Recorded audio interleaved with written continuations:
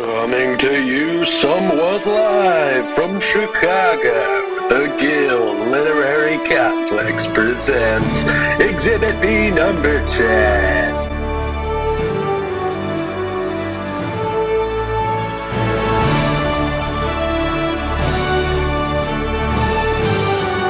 Coming to you somewhat live from Chicago, the Guild Literary Complex presents The stars are out Exhibit B tonight. number 10.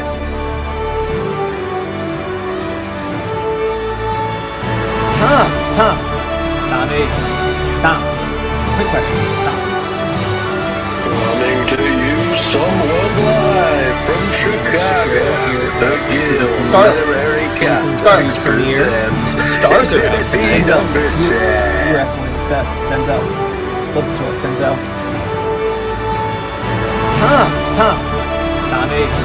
Tom. Quick question. Tom. Coming to you somewhat live from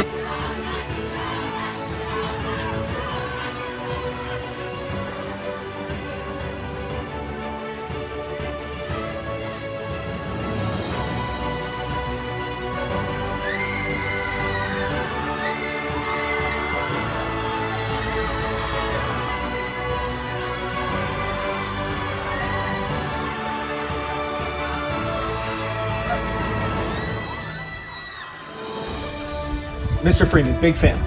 Mr. Freeman.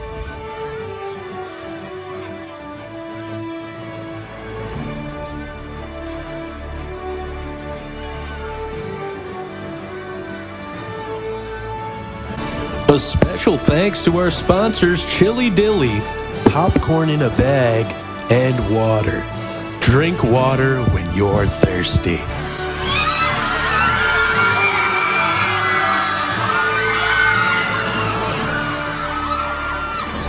Some footage may have been pre-recorded. Okay, thank you for joining us. This is Exhibit B number 10. And we're coming at you live from the Grand Ballroom at the Hart Chicago Motel. The grandest of ballrooms. I am Ian Wachkevich. I'm James Stewart III.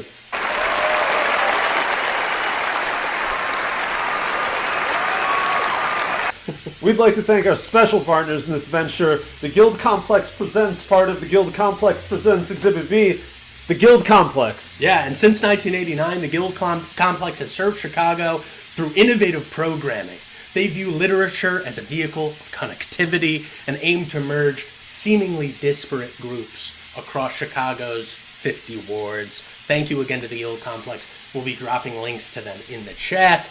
Please check them out. If you can help them out, please do. We couldn't do this show without them. And, in other news, you can now find Exhibit B in the same place you find your emails and you play solitaire with friends. The internet.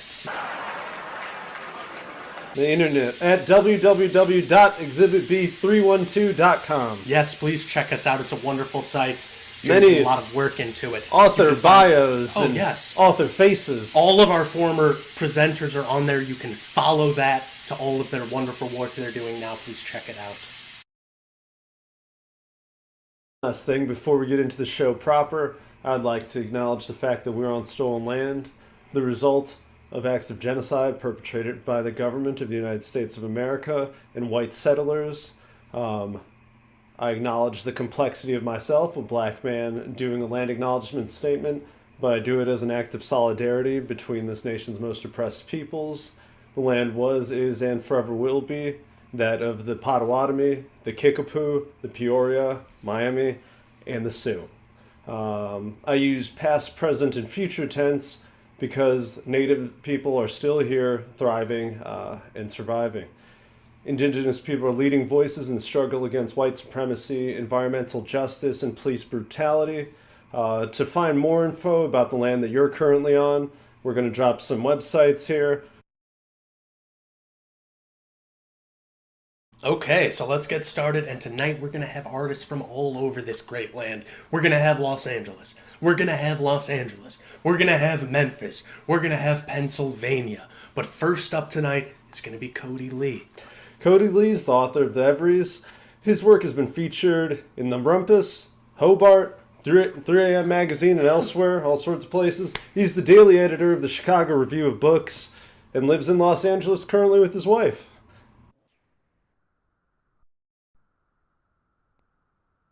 Hey, how's everyone doing? My name's Cody Lee, and the story that I'll be reading today is called Geyser. It's actually double the length, so if you don't like it, I guess you could blame it on the fact that this is the abridged version. All right.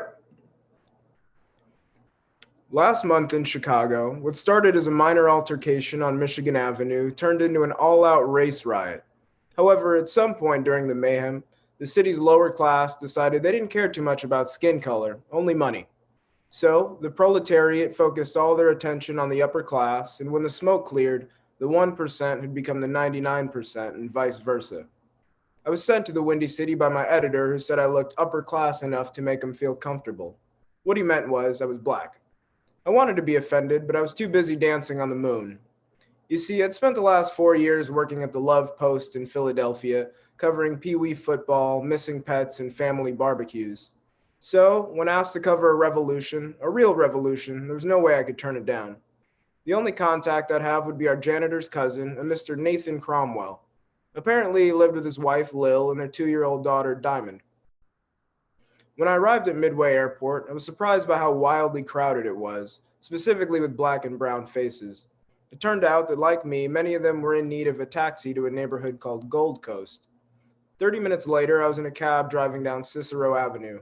Along the way, I looked out of the window at all the decrepit half-buildings. It seemed as if they'd belonged to an ancient empire. I counted 23 liquor stores before coming across a single cafe and 17 checks cash signs. The weird thing was, a vast majority of the people entering these establishments were white. As I got closer to my destination, I began to notice a contrast in color.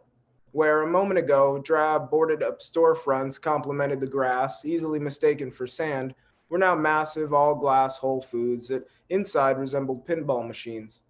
The sky had brightened too, and all those white, pockmarked faces had magically received a heavy dose of melanin. The house was located on Astor Street. Curtis Mayfield, Aretha Franklin, and Kendrick Lamar wafted through the open windows of the various brownstones. It felt, I imagined, similar to Black Wall Street. Some families had set up camping chairs and charcoal grills in front of their new homes. Others played dominoes, spades, or basketball on a portable hoop. I even witnessed a game of cricket. For a residential street, it was most certainly busy, but not hazardous. What did concern me, however, were the 3 men carrying AR-15s. At last, I made it to the Cromwell house, a Queen Anne-style mansion with a black gate and shrubbery that transported one to the lava fields of Iceland. I paid my fare and headed up the steps. Instead of a bell, I found a Versace door knocker the size of a dartboard, which was rather fun to use. Not 5 seconds later did the Queen welcome me in with an exaggerated, "Hello, darling, so pleased to make your acquaintance." She gave me a kiss on each cheek and said, Come, can I take your coat?" I wasn't wearing one, so I responded, "No, thank you." Lil Cromwell was a full-bodied white woman, blonde with rosy cheeks and magnificently thin eyebrows. She had a Monroe piercing and the outline of a diamond tattooed on her breast. I was a little confused because she wore a Victorian-era gown, but when Mrs. Cromwell spoke, she sounded Southern. Or perhaps it was the other way around. Regardless, she had studied her Emily Post. After I declined her offer to take my coat, she asked if I'd like a martini. "Sure," I said. I followed her into the living room and watched as Lil filled 2 cocktail glasses with Ciroc Mango. She handed me one and we cheers to the good life. In spite of its cleanliness, the room was so gaudy it looked dusty no matter what. "Here, let me introduce you to Nathaniel," she said. We walked up a winding flight of stairs and down a long hall with Persian rugs and Baroque-inspired portraits of Lil and those who I had correctly assumed were Nathan and Diamond. There were 4 rooms upstairs. The first was a guest room the size of my studio apartment. The second, the master suite, which featured a sauna, jacuzzi, and a newly installed stripper pole. The third room belonged to Diamond, who stood in the doorway, her entire face covered in lip gloss. Lil ran up to her, saying, "Oh dear, let's get you cleaned up." Then she told me that Nathan was in the room down yonder, behind door number 4. When I walked into his study, Nathan Cromwell was sitting in a leather chair, reading the dictionary. He had a fire going, and to the right of him, a small golden table held a 40-ounce bottle of Old English 800. He poured some into a flute and drank it. Mr. Cromwell was 26 years old, a couple shades darker than me with box braids that didn't quite reach his smoking jacket. We talked for about an hour, during which my host cleared up a great many misconceptions that I had. Firstly, I misspoke in saying that the 1% had become the 99% and vice versa. It was more like the top and bottom 25% had swapped. According to Nathan, the middle class was too content, too scary to seize the opportunity. This would explain why Whole Foods and most businesses still had employees. Another error was in regard to the men holding assault rifles. My ignorance fooled me into considering them a threat when in actuality those gentlemen were members of the neighborhood watch. I'd been learning about how most houses in that district and others like it were jam-packed with relatives from far and wide when Mrs. Cromwell knocked on the door and announced that it was time for afternoon tea. Downstairs in the sitting area, a tower of Oreos, Vienna sausages, Kipper snack sandwiches, and hot Cheetos sat in the middle of a small round table surrounded by 4 cups and saucers. After we sat down, a middle-aged white man with blue eyes, gray hair, and rimless glasses approached and began pouring Arizona iced tea into our cups. I knew it was Arizona iced tea because he poured it from the can. Nathan introduced this man as Stanton Friendly. Before the riot, Stanton was the CEO of a chain of luxury hotels. He lived in this very house with his wife and 2 kids. Now he worked as the Cromwell's butler and slept in a large closet in the basement Monday through Friday. On the weekends, Stanton was allowed to stay with his family, who shared a 1-bedroom apartment in West Garfield Park. One question had been gnawing at me. How on earth did it happen? I mean, literally, how did Nathan and Lil move into this house, and how did the money get into their account? Apparently, it was a peaceful transaction. They just knocked on the door and asked the Friendlies to transfer them all their assets. They reasoned that if it wasn't them, it'd be someone else who more than likely wouldn't be so kind-hearted. A couple hours later, when Stanton presented us with dinner, I was hesitant to eat it. Not that it looked spoiled, it was just that if I had to give all my stuff to a couple of strangers, I would definitely poison their food. Lil told Stanton that since I was there, he should prepare something special. So without delay, he went out and grabbed 2 dozen oysters, 3 types of caviar with all the accompaniments, 4 whole lobsters, escargot, crab legs, foie gras, and filet mignon, which he cooked to a perfect medium rare. Watching them eat made me sweat. I didn't want to see anyone die, especially little Diamond. Whenever either of them took a bite, their noses scrunched up, and it looked as if they were about to vomit. Yet they pretended that nothing was wrong. Finally, Nathan called me out for not eating. I told him I was still full from the Vienna sausages, to which he replied, "Nonsense, please enjoy." So I grabbed an oyster and slurped it down. That was when I realized the hilarity of it. Nothing was poison. The Cromwells just didn't like, or more accurately, weren't used to snails, fattened duck liver, or steak that still had some pink to it. Needless to say, I made sure that none of it went to waste. During dinner, I asked the 2 of them what they planned on doing with all their money, and I must admit their answers surprised me. Lil had come up with a curriculum for both elementary and high school students geared toward everyday life with courses such as parenting, etiquette, and money management.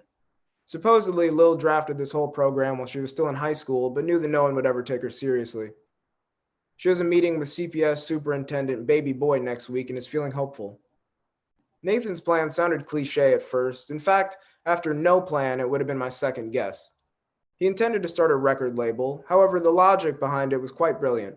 He said, just think all these ex-celebrities like Chance the Rapper or Chief Keef, for example. They're nameless. No one even remembers they exist.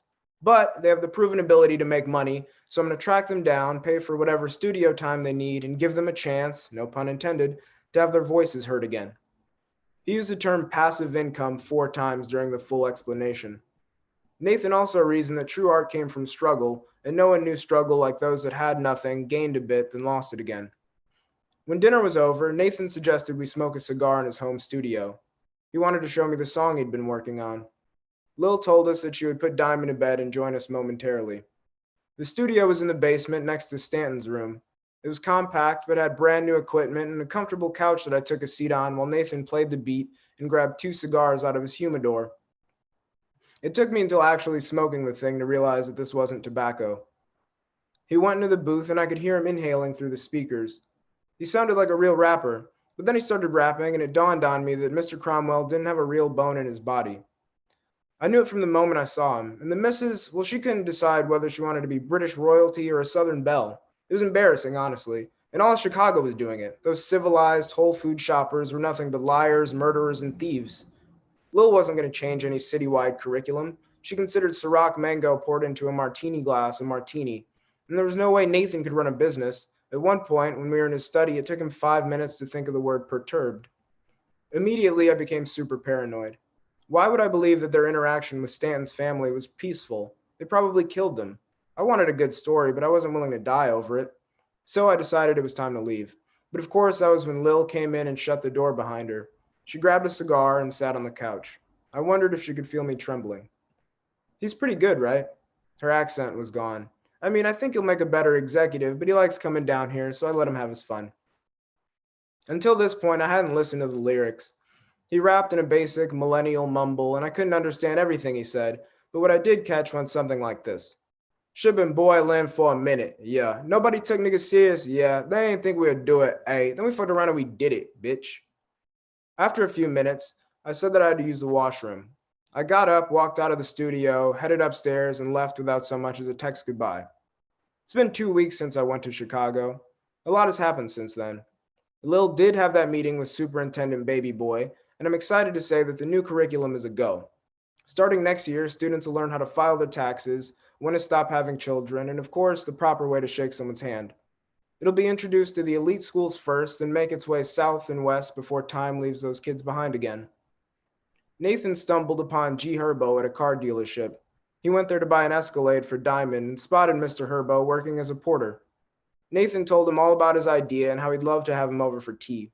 The next day, G. Herbo banged that Versace door knocker and became the first artist to sign under Mr. Cromwell's Diamond Records. His first single, The Struggle, was released last night and has already reached the #1 spot on Apple Music. Stanton was given a promotion. He's still the Cromwell's butler, but now also works as Diamond Records Director of Finance, as well as Nathan's personal tutor. The increase in pay has allowed his family, which is alive and well, to buy a condo in Hyde Park. Similar riots have taken place in Detroit and Cleveland and seem to be heading east, which means it's only a matter of time before Philadelphia is taken up by the same whirlwind. This time I won't be the one writing about it. My editor didn't like the Chicago piece. According to him, I was actively making fun of the subjects.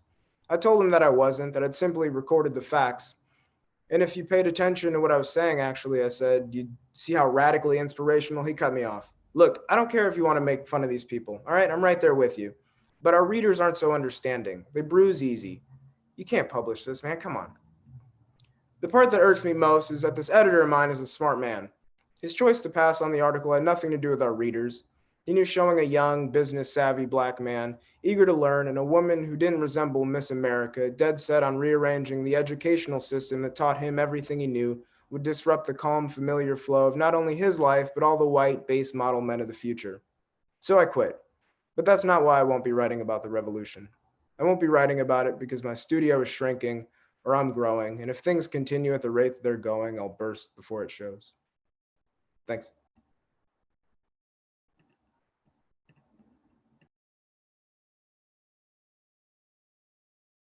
Thanks so much. Once again, that was Cody Lee. You can find him on various social medias at Cody Lee Chicago. He's on the Twitter, on the Instagram.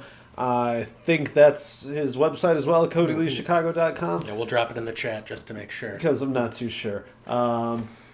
Next up on the show, we have a special friend of the Bum Sophisticate. And the people hardly even know who the Bum Sophisticate is. Super top secret. But anyways, this is society. Tom Bumgeron. Yeah, so Tom actually left us this piece in Humboldt Park in the nook of a tree in floppy disk form, and we had to send him a message back asking to send us a usable file format. He, not gonna work for us. He obliged via email, and that was much easier. So please check it out.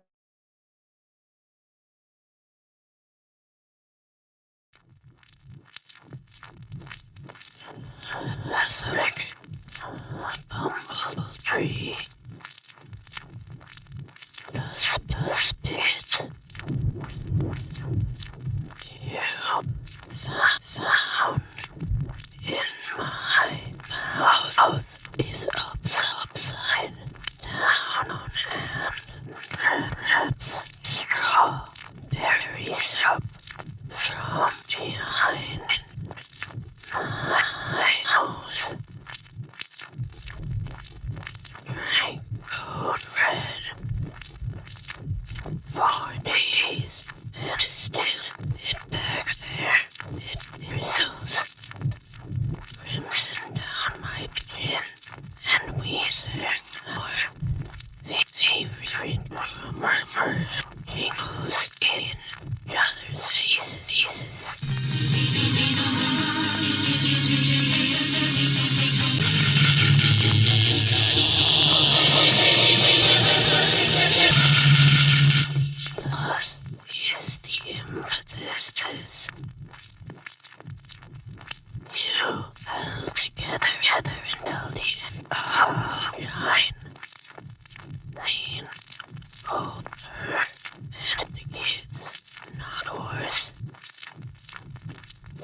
17 spells backwards. His face melts. Eyes dark and uneasy. Sections of bed given on quarters long lost to prosperity. What's better than food?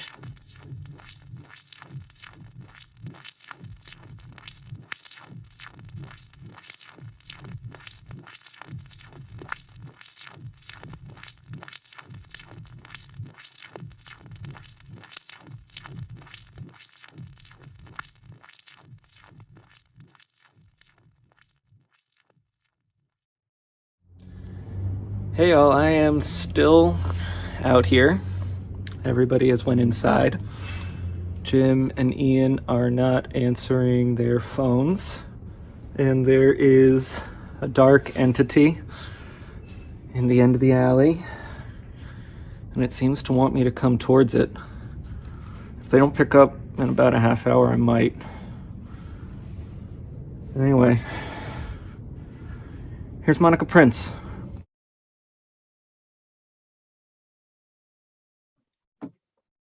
Hello. I am so excited to be part of Exhibit B. This is super exciting for me. Shout out to Alex for inviting me. As you probably already know, my name is Monica Prince, and I'm going to read some poems for you. I usually do choreo poems, but I'm actually in the middle of signing a book contract and writing another book. So we're just going to do the stuff that's published today.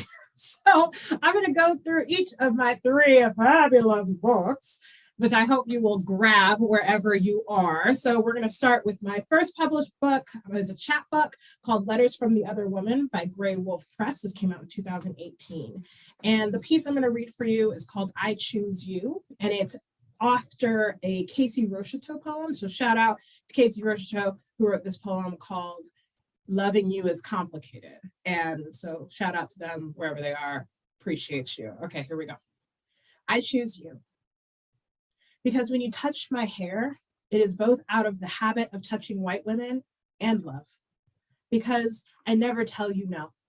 Because if I ever do, I won't love you anymore. Because your tongue and hair and skin and smile, so rare now. Because good God, your chest. Because your dick. Because you never do until I've left. Because you remember me too late. Because I can't help but want you more in the absence of your cologne, lingering ever still on my pillow. Because I'd rather sleep alone. Because please, please, please, my head in your lap, my hands gripping yours, my frame a shaken building after the earthquake of your love. Because you don't need me, or I you. Because I deserve joy. Because I deserved you, colonial as it sounds, after the rapists and the immature and the blonde men with light eyes, because I have waited years to disappear in the night with my beloved rather than risk detection in moonlight. Because I'm tired of explaining torture to a man who thinks he can improve a masterpiece. Because a dick isn't a tab to insert into my slot.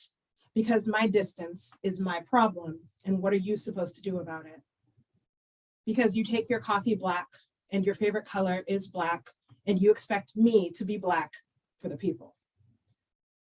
Because you said you loved me first, because you think you are alone, because you are. Because I had to buy my own ring if I wanted it so bad. Because marriage is a scam. Because raising a baby is bad for the environment. Because compromise is my job and you can do whatever you want. Because you blame me for every one of your abusive exes and all of mine. Because we're dying out here. So stop crying. Because I can't stop crying. Because I can, will, do. Because I don't have to forever. Because you'll remember what it feels like to be chosen again, again, again. Miss it. Wish you hadn't fucked up. Wish you knew how to choose. A gun, a destination. Me. All right. Okay. Up next, we have my first full-length collection Instructions for Temporary Survival came out through Red Mountain Press in 2019 and is the winner of the 2018 Red Mountain Press Discovery Book Award, which is very exciting. It's a first book author award, and I'm really proud of that. So I'm going to read two pieces from this because this is like my favorite book. So the first one I'm going to read, I immediately lost it because of course, first one I'm going to read is Unsolicited Advice to Black Girls Who Can't Remember What Their Faces Look Like. And that is after Gina and Veerley poem called Unsolicited Advice to Adolescent Girls with Pink Hair and Crooked Teeth. So shout out to Gina and Veerley, one of my favorite slam poets ever. All right.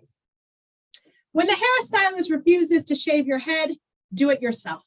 When the boys ask if you're a lesbian now, do not hit them. Do not tell them to go to hell. What tastes your tongue prefers are none of their business. When the first man to ever kiss you returns from prison with a scar on his back, rub shea butter into his pores and promise him no one will stab him ever again. It's not true, but promise him anyway. Hide anything that could be filed down into a weapon. Turn off the lights and hold him. Tell him he can cry here. When he asks why you cut your hair, say for him.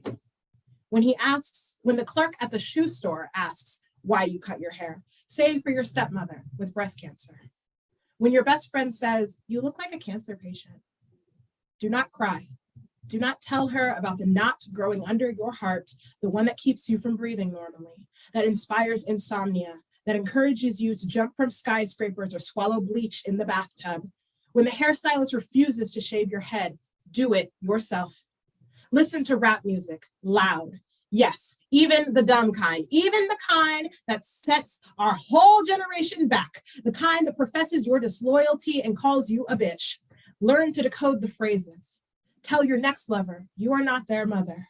Neglectful, sometimes mean, always leaving the stove on. And you are not their sister, pregnant and distracted, holding an unlit cigarette over the empty crib. And you are not that 8th grade teacher or that cop that pulled them over for not wearing a seatbelt. You are not their old flame who cheated on them or that woman who raped them at 17 when they still believed in virginity. If you are to love someone, learn to make lobster and serve it with the broccoli you finally learned to like. Open your own wine bottles. Don't be scared of your face. Remember what it looks like. Practice using words like majestic and freedom regularly in conversation. When the hairstylist refuses to shave your head, do it yourself. Use a mirror. When you take a family photo and all the children have the same haircut, tell your mother to be proud. Tell her your hair is not a political statement. Tell her you're tired of being raped and being told it's not your fault. Tell her you're tired of being mistaken for powerless, so you wear hoops like bracelets and heels high enough to kiss Venus. Tell her to cut her hair too. When you buy your clippers, splurge. We do not do cheap clippers in this household. When someone you love asks to borrow them to shave her head, let her. When someone else you love says they can't love you without hair, quit loving them. Enjoy discomforting white people. Do not buy a wig. Never quit staring in the mirror. Wait. Buy bigger mirrors. Dance naked to Janet Jackson and get a tattoo in a place no one will see. Remember, happiness is a process, not a destination or a lottery ticket. Dark red lipstick softens the initial shock of attending the world stage without a tangible crown. And on that first day, expect to shudder, to suffocate under the weight of perceived imperfections, to notice insecurity shaped like a sister's insincere I love you, to count the pops in your hips as you fall into the splits. This is just another way to say you're scared. Good. Do it anyway. Call it courage. Take kickboxing lessons. Train yourself to throw knives and learn to use a lighter. Not a cheap one, more like a blowtorch. Burn down other people's wisdom. Even this, you're only as broken as whatever broke you. And it's okay to love yourself and want someone else to love you too. Shaved head, big hoops, red lips, and all. Burn everything. The fear, the lost friends, that recipe claiming lobsters don't scream when you place them in boiling water. Of course they do. All right. Last one from this book. I never performed this poem, so I'm really excited for the opportunity to do it with Exhibit B. This poem is called Successful, and my trigger warning for this is this has a suicidal trigger warning. This is for Alice Alsop, who was one of the founders of Write About Now, which is a slam poetry collective in Houston, Texas. She took her life in 2014. So this is for her. Dear Alice, one night while tasting reds in a wine bar in Montrose, I learned your name. They told me about your trips to the library to research celebrities and their last words. You were writing poems, they said, not avoiding plagiarism. They told me about your visits to bridges, skyscrapers, 50th floors, your pictures, scouting the best view for the end. They told me about your drives to the prison, interviews of death row inmates, final words upon injection. Texas was the first to execute this way. I wonder if you knew that. Mostly though, they told me about the morning you broke into the new football stadium, still under construction, how no one saw you. They said you scaled the bleachers, took a picture for the view, and jumped. Alice, I want to say that I know what you knew.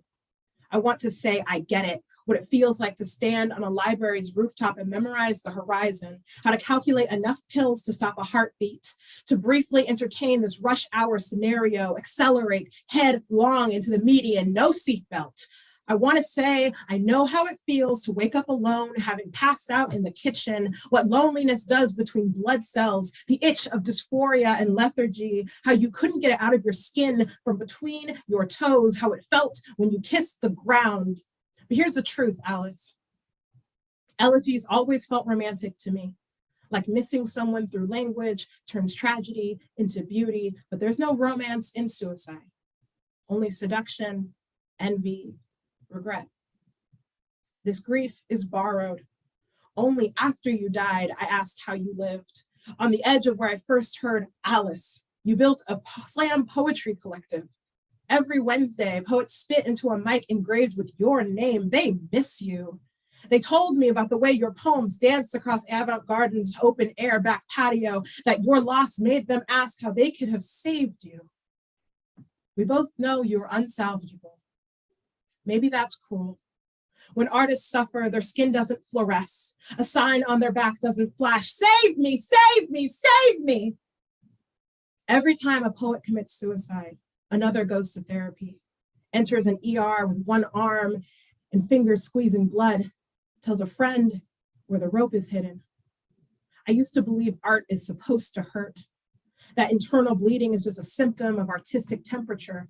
We are not the same, Alice. Execution echoes, consideration calms. In other words, you become the poem, I write it. When women attempt suicide, they succeed less often. But you did, thinking the only way out was suicide. But I want to stay here, stay alive, write a little longer. My last poem for y'all is also one I never got to read, so I'm really excited about that. So this is from How to Exterminate the Black Woman, which is my latest publication from Pink Books. It is a choreo poem, and a choreo poem is a choreographed series of poems. It includes dance and music, slam poetry, art, parkour, yoga, all kinds of cool stuff. Art, yoga, parkour, all kinds of cool stuff. So like if you have never seen one, get at me. If you want to read one, buy my book. If you want to talk about them, get at me. Let's talk about it, because this is like my favorite thing to do. So the premise of How to Exterminate the Black Woman is there's a Black woman named Angela who walks in the beginning and she performs a poem and she sort of has this realization that the world doesn't care about her. So she fractures herself into 6 different emotions. And those emotions are fear, new, expectation, loss, silence, and fury. And this poem is Silence. This is the first single poem after Angela has broken into pieces. So Silence is on stage by herself, and she's performing this poem for all of you. So I'm going to read this for you. It's called Legacy. The only time I heard the open palm of a man's hand skip town on my sister's cheek, I was asleep in her new bed. I remember she didn't cry. The night before, we made spaghetti and meatballs with a Caesar salad. I only eat well in her home. We finished a bottle of wine, watched 3 hours of television, and slept in her room with the door locked. Men have a history of arriving unannounced in our family. My brother was an accident. The divorce, a surprise. My latest breakup, like a child tossed into the freezing deep end. I lied earlier. I pretended to sleep when the front door opened with his key. She slipped from the covers, wide-eyed, still. I watched her listen for him in the living room, the kitchen, the bathroom. When he tried the bedroom door, she didn't flinch when he started shouting her name, voice tinged with anguish. She went to him, closing the door behind her, trying not to wake me. I didn't hear their conversation, but I heard the slap. The moment my sister turned to stone, rooted to the anger of a boy trying to be grown. Beat her, Harpo was advised, and she'll mind. Not my sister. Women have a history of brandishing weapons in my family. My mother hurled a curling iron at my father's skull. My grandmother aimed a .357 at a burglar caught in her kitchen window. My wine key is tattooed to my palm. When I opened the door, I was not surprised to find her already standing over him, knife in steely grip, breathing evenly. He cowered, the first real fear I'd ever seen in him. She spoke like a grave, deep and unwavering. Leave. Our legacy lives in the steady pulse under my sister's wrist, thumping a drum we've never seen. The first time is the last time. I remember she didn't cry or ever speak of it again. Thank you. I'm so honored to be part of this. Thank you all. I can't wait to see everybody else's performances. This is so dope. Thank you, Alex. Thank you, everyone. And I hope you enjoy the rest of the show. Woo! Okay, that was Monica Prince. Thank you again, Monica. That was wonderful. And right here we have How to Exterminate the Black Woman, a choreo poem. That's her most recent book that she released and the last one she read from. But this is only one of the three of the Monica Prince collection. Yeah, we'll drop the links right in the chat. Please check them out. Check out one. They make all wonderful three gifts. And once again, Monica Prince teaches activist and performance writing at Susquehanna University in Pennsylvania. She's the author of How to Exterminate the Black Woman, a choreo poem, along with instructions for temporary survival and letters from another woman. She's also the managing editor of SFWP Quarterly. Her work appears in Wilderness, the Missouri Review, the Texas Review, the Rumpus, Madcap Review, American Poetry Journal, and elsewhere.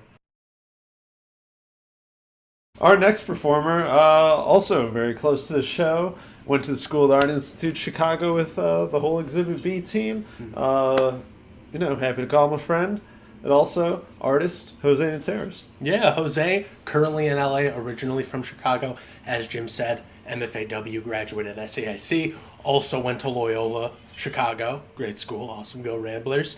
And as a screenwriter and playwright based out of LA, Jose also contributes to the AV Club as well as other publications. His debut novel, Testament, which you can see here from our presenter, Jim, was published by Nine Star Press, and one of his feature-length horror screenplays, 0 Feet Away, was included in 2021's Bloodlist and has been optioned for a film. Congratulations, Jose. I can't wait to see it. Doing it big. There's links to the necessary things. Yeah, Twitter, all that stuff. We'll drop those links for you. Please check it out. Give Jose some love. And Jose, have at it. Buy a book.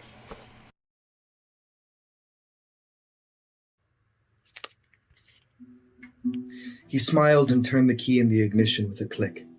As the car dinged awake, he lowered the window. I just feel embarrassed, I guess. I followed his lead and lowered the window on my side too. The fresh air was chilly on my wet face. Is it okay if we just stay parked here for a minute? Of course. Brian turned the car off again. He took a moment before he spoke again.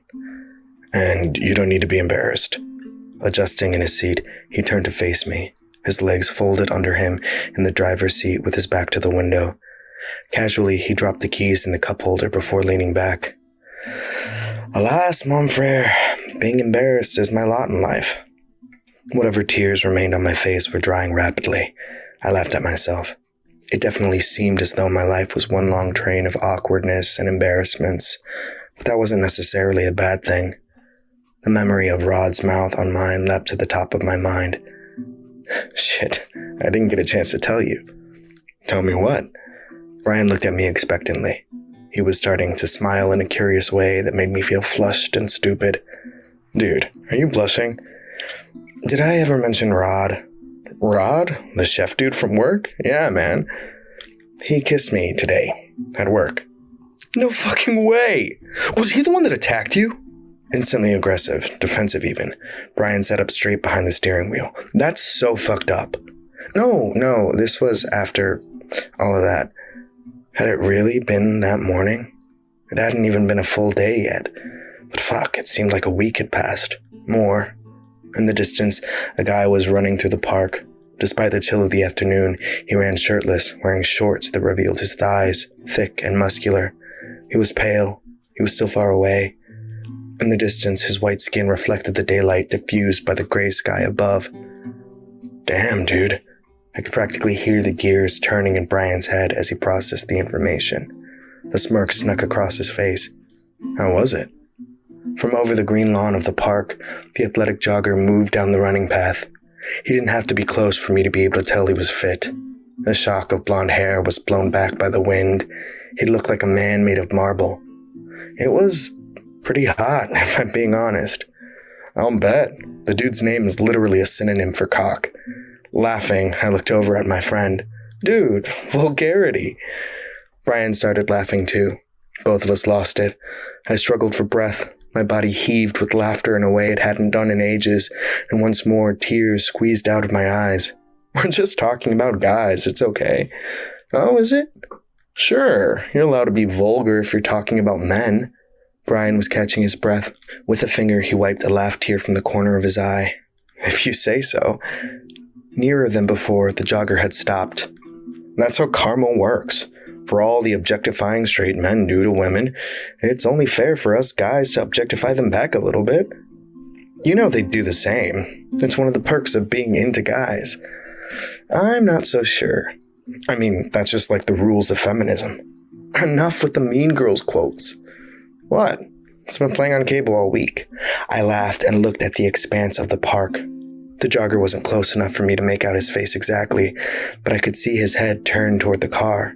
It happened subtly, gradually. His body was still facing the direction he had been running in before, but he'd begun to crane his neck around until I could tell his gaze had locked on us. Ryan? Incrementally, the runner rotated the rest of himself toward the car. I mean, like, take for instance that dude over there, shirtless runner guy. We can talk about how hot he is because he's not a girl. It'd be creepy and gross if we were ogling a female runner, but since it's a guy, it's okay. Brian, start the car.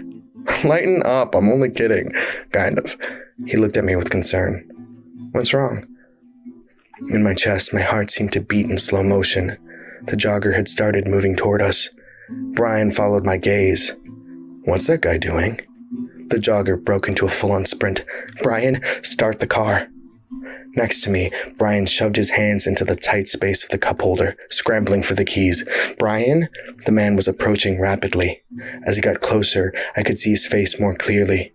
Handsome features had been contorted into a wild grin, the veins in his neck strained. Hurry, hurry! I couldn't get any other words out of my mouth. Out of nowhere, the car radio burst to life. The sound of static blared into lyrics, though the voice sounded wrong. At first, a familiar voice started to gurgle. The words were distorted, the voice deeper, gravelly. It took me a moment to recognize the voice of Sting, twisted and only barely identifiable. The lyrics of Every Breath You Take. Hurry up! Fuck, I'm trying! He managed to get the keys out of the stupid fucking cup holder and jam them into the ignition. The car jumped to life. I shoved my fist against the radio, desperate to silence the awful hell-dimension sting blaring from the speakers. In my hand, the dial of the radio spun on its own. It twisted in my hand as if an invisible force were wrenching the dial in the opposite direction. A whir of static and voices rapidly turned to another familiar tune. Had a sweetheart once I loved, and I was happy as could be, but now he's gone and left me here for someone else, you see. I ain't got nobody, and nobody cares for me. That's why I'm sad and lonely. It was the same old-timey song from earlier, the one Uber passenger Tasha had identified as, I ain't got nobody, and nobody cares for me. Only this time, it wasn't the voice of Ted Lewis singing. It was my own. But that was impossible. All this was impossible. I battered my hand against the radio console, but the song just played louder and louder. My own voice sounded from the speakers, louder, cheery, twisted, and melodic at first. Had a sweetheart once I loved, but now he's gone and left me. That's why I'm sad and lonely. As the song continued to blare, it got louder and louder until I could hear my own voice, no longer singing, but screaming in fury and pain. That's why I should just fucking die, just fucking kill myself, slit my wrist, just fucking die, die, die, die. There was a crashing thud as the jogger slammed his fists into the hood. Through our open windows, I could hear his breathing, ragged and heavy. From somewhere deep in his throat, a guttural laugh croaked out. It was an animal sound. With a nightmarish elegance, he began to climb onto the hood of the car. Through the windshield, his eyes never left mine. Brian kicked the car into reverse, and we shot back, forcing the jogger to fall off the hood. We accelerated in reverse down the empty lane through the park. Brian had craned his neck to look behind us as he drove, but I couldn't pry my eyes from the jogger. He had rolled backwards, head over heels, and landed on all fours. Now he crouched there like an animal, eyes on me. We put more and more distance between us. From halfway across the lot, I could see his body coil up as he prepped to launch himself toward the car like a sprinter at the starting blocks, or a snake readying to strike. Brian hit the brakes. The car started to spin across the asphalt, and I lost view of the jogger. With a hard yank, Brian shifted gears, and we drove forward, faster and faster. Fixing my eyes on the rearview mirror, I watched as the jogger sprinted after us. As we sped away, he got smaller and smaller. The distorted song blaring from the radio was drowned out by a wave of static. It got more and more quiet until the sound faded into nothing. "What the fuck?" Brian cried, eyes frantically alternating between the rearview mirror and the road ahead. Brian's hands were wrapped tightly around the steering wheel. His knuckles had grown pale, the tendons pulling tight. His arms were extended to their full length, and his eyes, wide and unblinking, darted between the road and the rearview mirror as he sped out of the park's winding interior lanes. "Holy shit." The phrase came from my mouth more of a whisper than anything else. I took a deep breath. "Is he still chasing us?" "No, I don't think so, no." Brian pulled into traffic at a healthy speed, easing his foot off the gas. "Was that the guy that attacked you?" "No, that guy is in a coma." "Did you know him? The runner?" "No, never seen him before in my life." "Then why would he just fucking charge the car like that, man?" I don't know. What aren't you telling me?" "This morning, and since... Shit, Brian, things have been weird." "No shit." Brian was scared. Fuck, I was scared. We kept driving north, up Clark Street. Whenever I looked over at Brian, his eyes were either fixed dead ahead on the road or scanning the people on the sidewalks, ready to react at the first sign of danger. "Gabe, what the fuck is going on?" I don't know. And if I did try to explain, you wouldn't believe me if I told you." I'd gotten lucky once. Maisie had listened to my story without thinking I'd completely lost it. She hadn't questioned my sanity. I knew I wasn't nuts, and she had accepted that without hesitation. The chances that Brian would so easily throw out the rules of logic were slim to none. How about giving me the fucking benefit of the doubt? We were just attacked by the fucking marathon man back there, and then my car radio went all Christine on us. He immediately met my gaze, earnest and pleading. "You have to give me some fucking context, man." Where to fucking start? How to fucking start? It was so much easier with Maisie. The story, everything that had happened. I had needed to tell her so badly that I hadn't thought twice about how to say it all. But now, with the adrenaline still coursing through my veins, I didn't know what to say. "Start at the beginning," he said it tentatively, gently. "Please?" "This morning, I went to work," I faltered. It was as though I had something stuck in my throat. It was hard to swallow. The Sentinel Club is a creepy fucking place. Yeah, nice, but creepy. Right.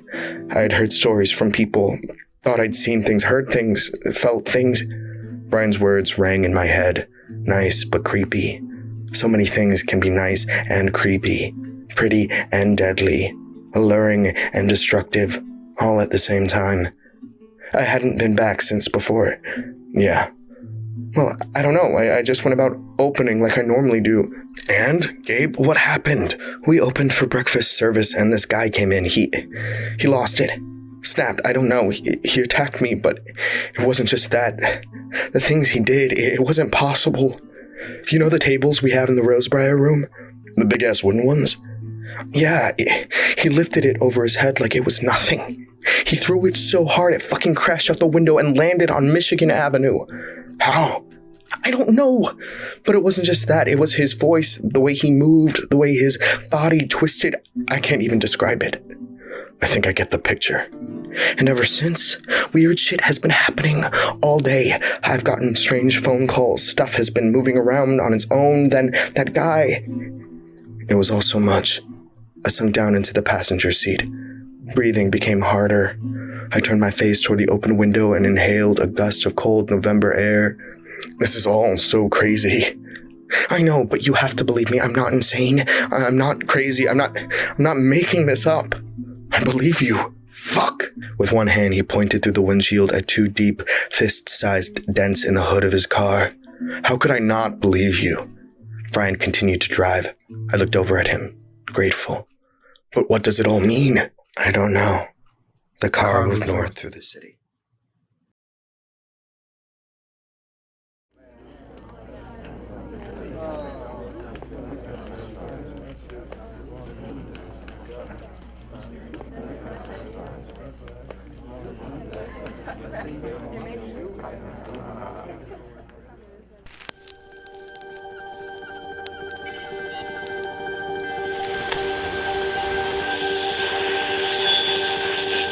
I dick-dialed you, dead cuddly bunny,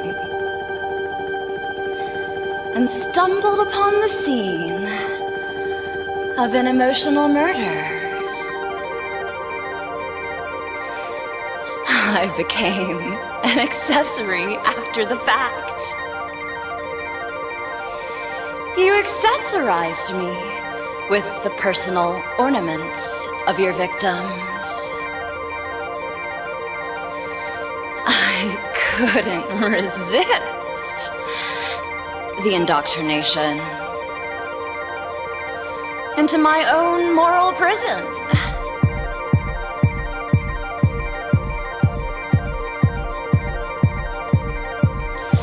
If there was no way for me to be adored, I decided I'd settle for being adorned with the remains of my own sistren. Precious metals and fine diamonds were gristle chokers, glandular cuffs, tubular tear duct harnesses, all rings around the rose.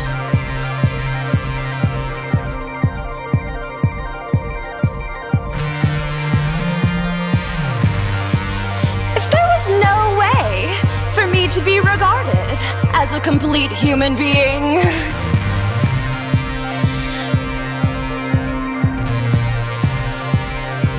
I decided I'd settle for being a corpse.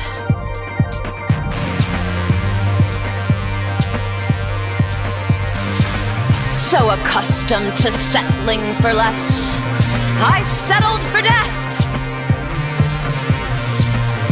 I couldn't resist a charming crypt keeper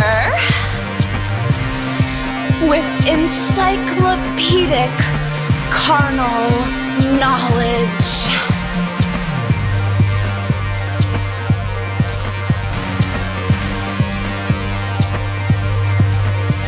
If a lie is as good as the truth,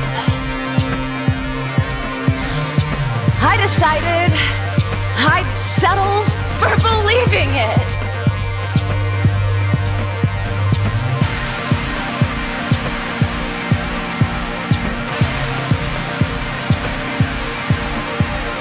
The first time we made love, I played dead.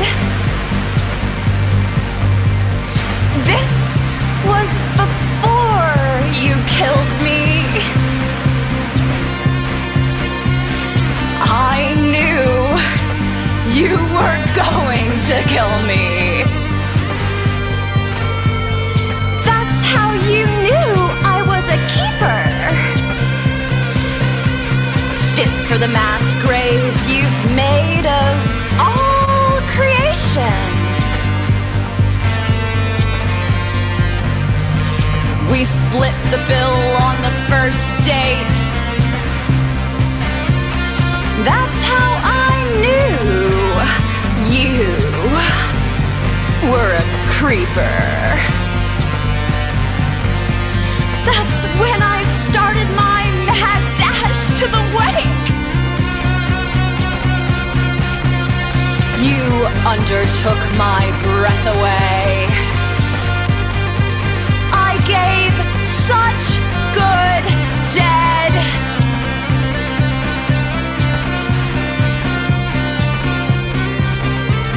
It wouldn't be long before you kept my head on the nightstand by the bed.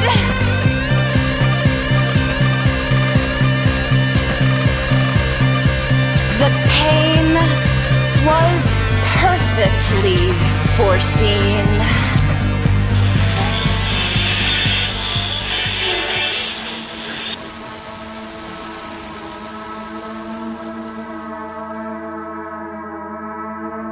It would appear as though the surest way to your heart is to bypass it.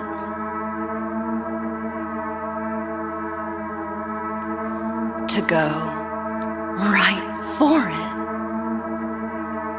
Literally. In the form of open heart surgery.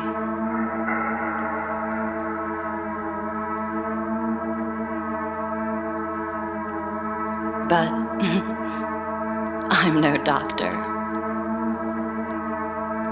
I have no expertise on the matter.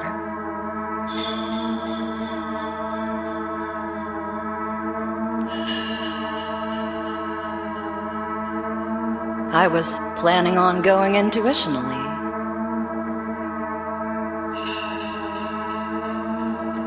This model seems most appropriate in matters of open heart surgery.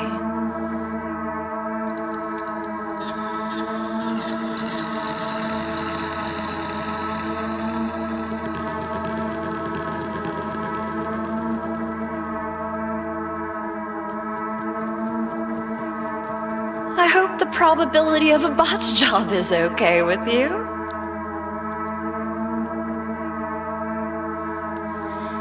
If I am to reopen wounds, I might as well reopen them, literally.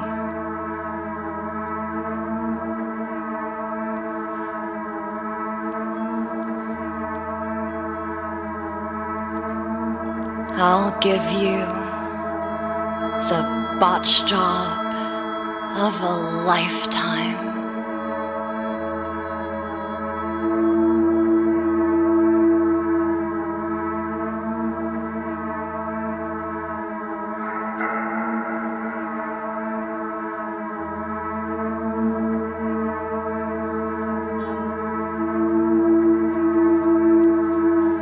For you to survive it, I think it best for me to be at least a little scientific.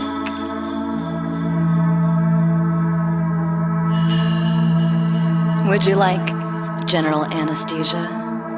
Or would you prefer to be present? I'm no expert.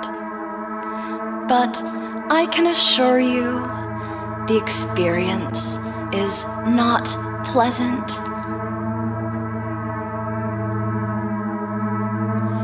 It is not pain-free.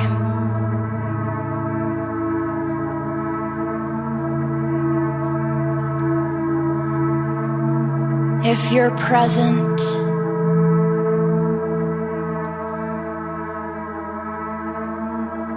it hurts.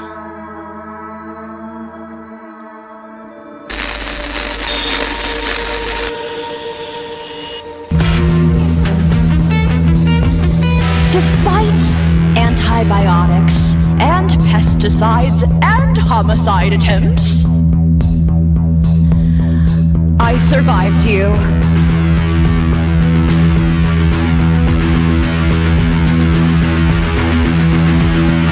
Now,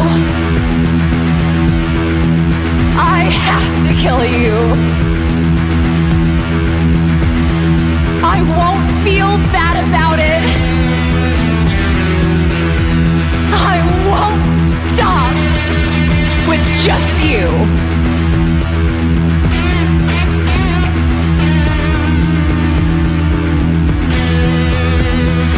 Now, I'm a monster too. A hypothesis proven. A myth made manifest.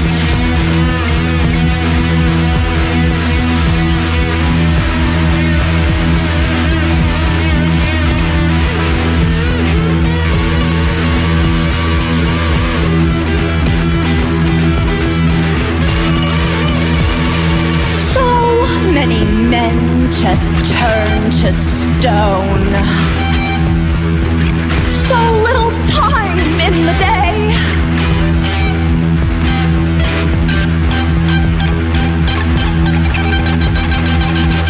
I petrify, and I petrify, and I petrify.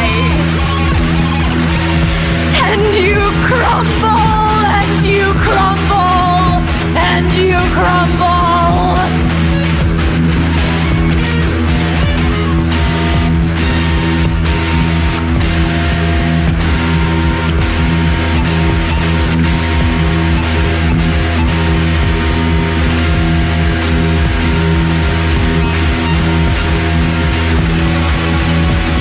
A murderess's work is never done.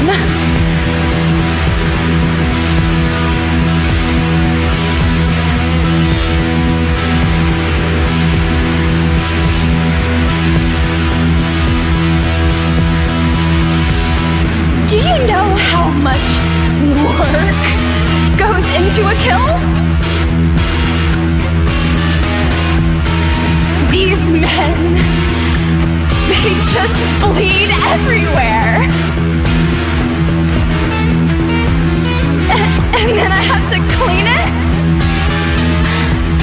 And then I have to cover it up.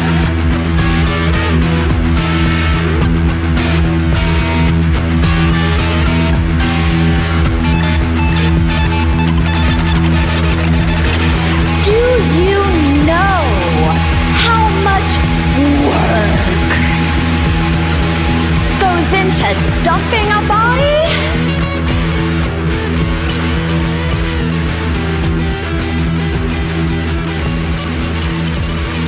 Jigsaws, tarp, tape, bags. Encasing, exposure.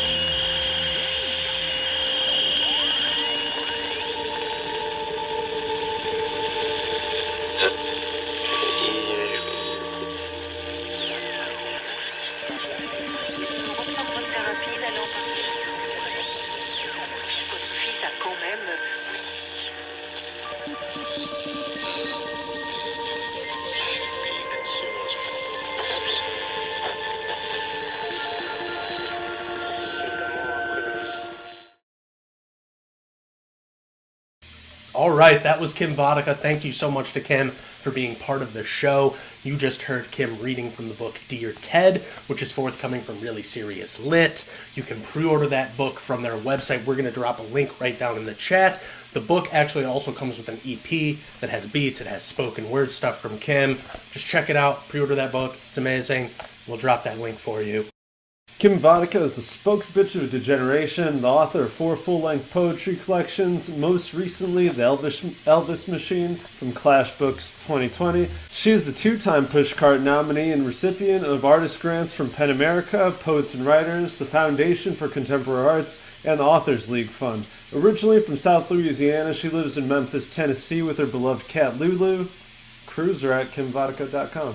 Awesome. And that's it for this month, guys. Thank you again to all of our performers, including Kim, Jose, Cody, Monica, Tom, everybody. Thank you so much for your wonderful work. Again, thank you to the Guild, our partners in bringing you this show. Check out all the links that we've sent you. There's a bunch of wonderful art in those links. There's some places to support that wonderful art. And we'll be seeing you again in a couple months. And check out our website, exhibitb312.com. That'll have our next dates coming up. Yeah, awesome. See you soon.